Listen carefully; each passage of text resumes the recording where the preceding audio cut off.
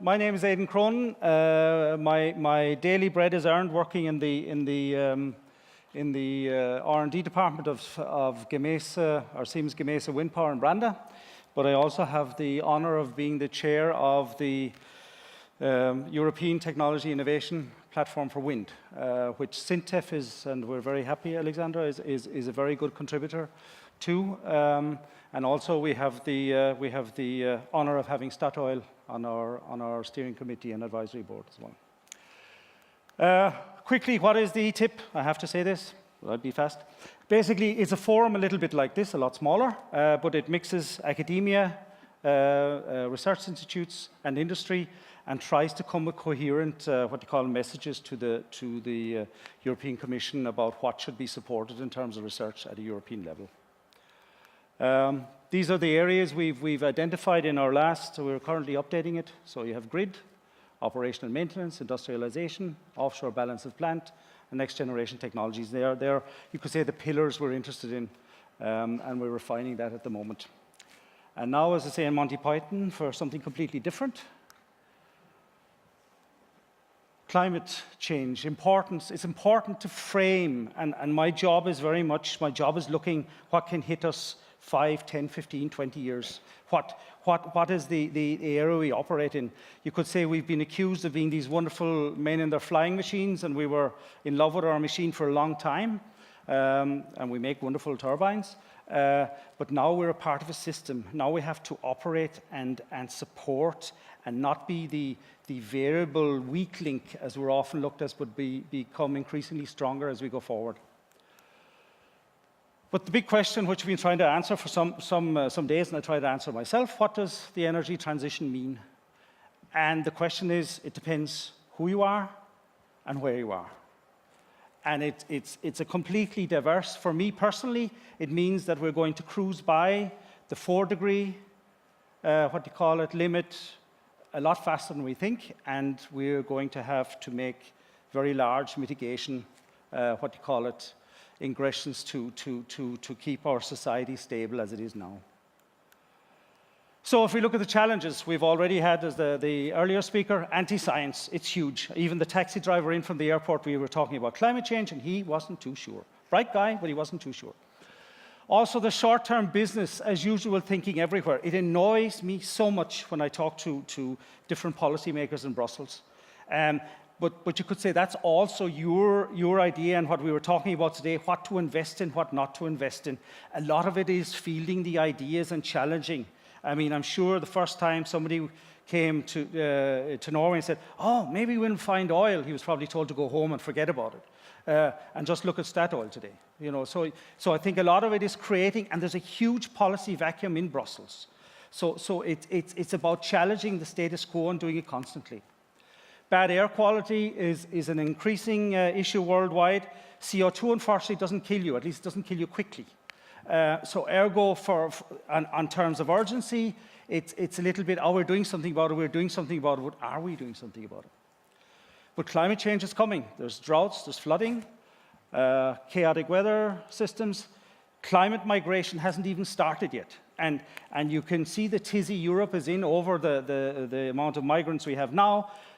Climate migration will be millions of people, and they will have weapons. So you have to think about that. So we have to think, okay, how do we help these people also live a normal and good life where they live? Also, you have the migration of disease. We have a water crisis. Anybody who's watching that, again, it's linked very much to climate. We also, and I get back to this, we also have an outdated belief in data storage techniques. Everything's digital now, and we think it's stable. Is it? How stable? The political world, energy policy vacuum, as I mentioned. And then how long should we expect this business as usual idea that everybody has? Do we need a sort of a climate Fukushima where London and Paris flood and are flooded for a month and a half? What is it going to take for people to wake up? And that really worries me. We've had the fake news, which you could say is the negative side of the digital and the social media world we have, but we also have the age of accountability. I mean, I call it you can rave, but you cannot hide.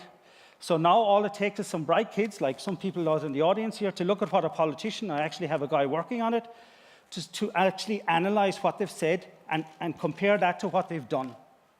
And I think we're going to, at the moment, we have a big disillusionment with the political system, but at the same time, I think that it's going to be, people are going to be incredibly, they're going to look for accountability going forward, also from corporations. Again, today, the best story wins. How do you tell the best story? Is it true? Is it not true? Yeah? Who does it? And then system instability. I mean, one large hack today, the more centralized we have, one large hack or a solar flare, it can bring down our society.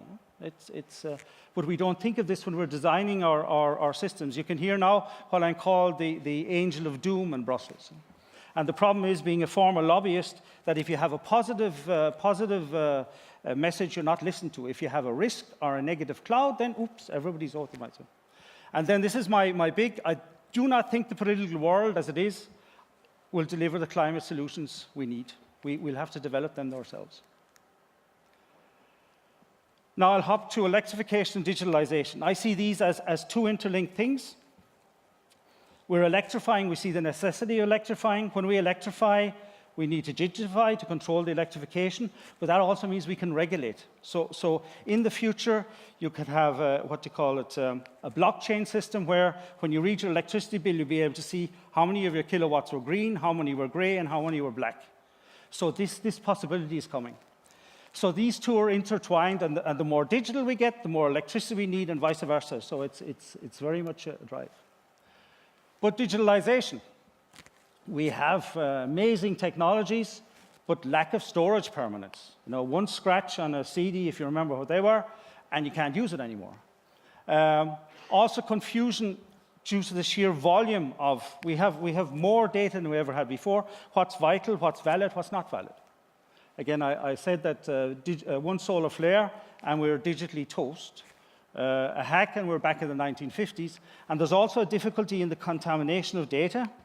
And that is basically, we have people all over the world writing their own code, and this code meets in a utility in Europe or wherever, and you get cross-contamination of the code, and you don't know what's happening.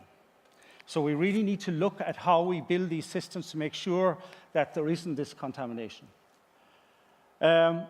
So if you look from wind, we look at, okay, we have our turbines, we have high-speed lines. We can actually help to become a digital backbone with the right backups in the right places. Electrification of society. It's vital to electrify, to contain, stabilize, and reduce pollution. I mean, again, you can regulate. It'll be a new, what you call, digi-power age, with storable, and I have we have the queen of storage here from Sweden, so I look forward to hearing her views in a minute. But basically, storage will make electricity a commodity. It'll be like a barrel of oil. You'll be able to move it around as you need be. Power production can or will become the new Airbnb. An informal power economy will develop. Centralized systems will be a crisis. Forecasting, as storage comes on, will not be as needed as now. The digital world is getting more and more important. People like to control as much of the digital world as possible. Ergo, they want to control the power as well. So cheap and medium-term electrical storage, that's going to change everything for everybody. The oil majors. What's going to happen here? If we look at a carbon-constrained world, then the politicians are going to throw the oil majors under the bus. Your fault, you did it. And that's an unfortunate fact of life, but it's good that you have the majors are starting to move now and say, okay, how do we mitigate these risks? If you look at some fossil fuel applications getting out of date, the fact that when you drive your car, 70% of that energy is wasted in heat. I mean, that's just stupid. In a modern society, we should be able to develop a better way of driving something from A to B. So the fact that the majority of our combustion engines are not in any way efficient, I mean, if you threw away 70% of the food you bought, I think you'd have a problem. Huh? So if you look at the oil majors, I see that they're going to mitigate actually, or migrate to actually generating. And then if you take your carbon capture and storage, that makes quite logical sense. You have the technology, you can actually you can generate the power, and you can ship what you call green power or carbonless power, to Europe. So it could be a new industry totally for Norway in the future.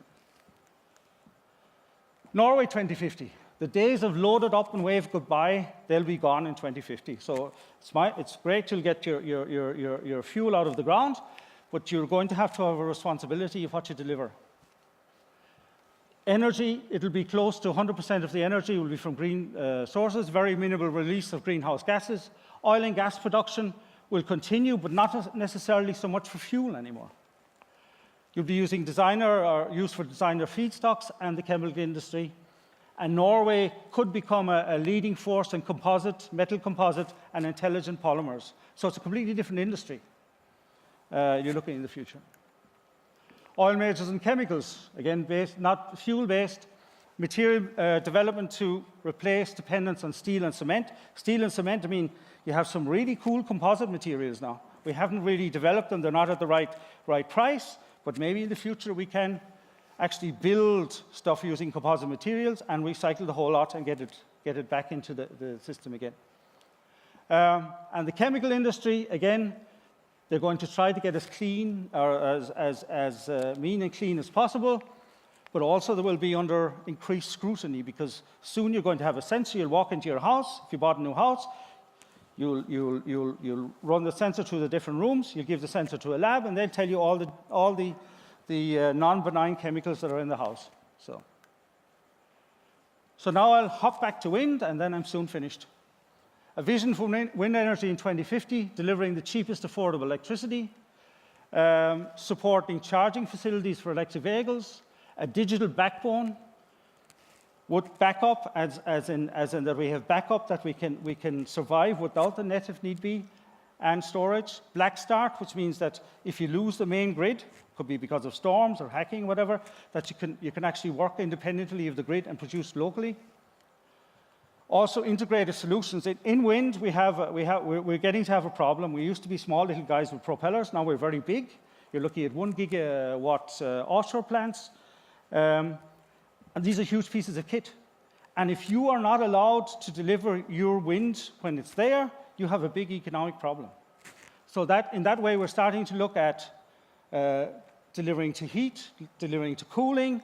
If you take London, for example, London has a huge load in water treatment. So you build some extra tanks, and then when the wind is there, then you treat your water. Also, I have this view of in the future that we don't have offshore cables. We actually have battery ships, huge battery ships, and they sail out into the North Sea. They charge at the offshore wind farm, and then when they're charged, then you decide, are they going to sail to London, are they going to sail to Rotterdam, depending on who needs the power.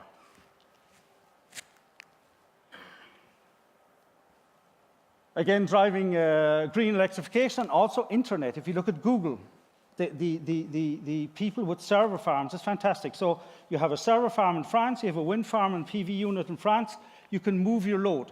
So when the wind and the PV dies in France, then you can move it to Germany. So you can follow the weather systems around the world and actually move the load. So the digital world is made for renewables in that way. And then it's interesting with the young man who was up here earlier was farming, e-farming, so electrifying farming. Farming is incredibly fossil fuel dependent.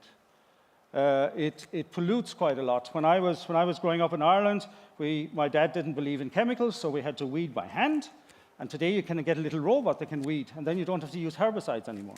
So you can save your water. Also in London, you can develop closed systems underground. In London and Croydon, they have an old underground, tunnel, and it's completely enclosed. 2 seconds. So basically, it's a completely enclosed system, so you don't waste nutrients and recycle them. You control your air moisture, you control your water, etc. It's energy intensive, but if it's from green, it doesn't matter. And of course, driving marine electrification. And I think I'll jump that. The caveats you don't mind if I say wind it up, because you've already given us 100 ideas. Yes, this is my last wind up. I mean, from one little presentation, we have, I don't know, so many, like a Catherine wheel of ideas. Yeah, exactly. Yeah. This is the caveats, and this is the last slide. The national and EU consensus is that energy transition will happen in a slow, planned, orderly way. What if it doesn't? Black Swans event can cause flashpoints. That means what I'm really afraid of, something really big and bad happens, and then all the politicians, oops, and then they make some really bad decisions. Renewables are delivering clean, low-risk power at unparalleled prices. This will there will be a big surge in investment. Mainstream storage will change everything a lot faster. Thank you.